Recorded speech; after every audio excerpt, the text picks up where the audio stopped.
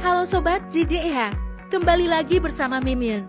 Kali ini, JDIH KPU Bangka Selatan ingin menginformasikan mengenai pemungutan suara ulang. Yuk simak pembahasannya. Pemungutan suara ulang, PSU, terjadi karena pelanggaran atau kecurangan yang memengaruhi hasil pemilu, seperti bencana alam yang merusak hasil pemilu, petugas KPPS yang melanggar aturan, misalnya, memberi tanda pada surat suara, pemilih yang tidak terdaftar namun memilih, atau adanya putusan dari Mahkamah Konstitusi, MK, yang menemukan adanya politik uang atau pelanggaran berat lainnya dalam proses pemilu. PSU bertujuan untuk memurnikan kembali hasil pemilu yang sah dan adil sesuai peraturan. Penyebab PSU berdasarkan aturan dan pelanggaran.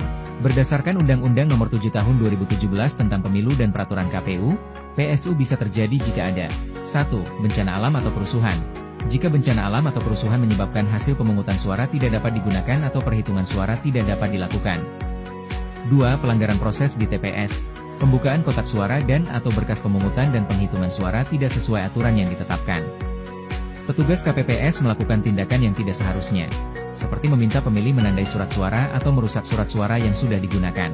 Adanya pemilih yang tidak terdaftar dalam DPT, DPTB dan tidak memiliki KTP elektronik, namun tetap diberikan hak pilih. 3. Pelanggaran berat hasil pemilu. Ditemukan bukti adanya beberapa kejadian yang membuat proses pemilu menjadi tidak sah. Penyebab PSU berdasarkan putusan yudikatif, putusan Mahkamah Konstitusi, MK dapat memerintahkan PSU jika menemukan adanya pelanggaran yang bersifat berat dan memengaruhi hasil pemilu, seperti A. Adanya praktik politik uang. B.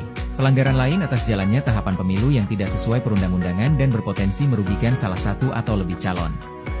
Pemilihan suara ulang juga dapat terjadi jika pasangan calon tunggal kalah melawan, kotak kosong, atau jika terdapat pelanggaran yang signifikan dalam proses pemungutan suara.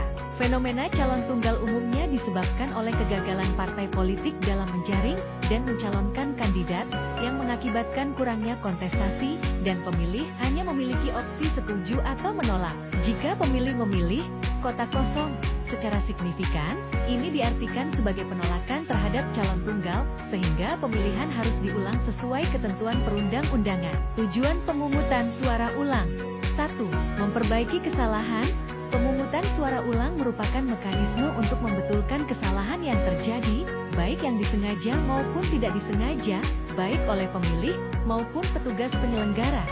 2. Memurnikan suara rakyat. Tujuannya adalah untuk memurnikan kembali suara rakyat yang berhak memilih agar sesuai dengan peraturan perundang-undangan dan menghasilkan pemilu yang jujur dan adil.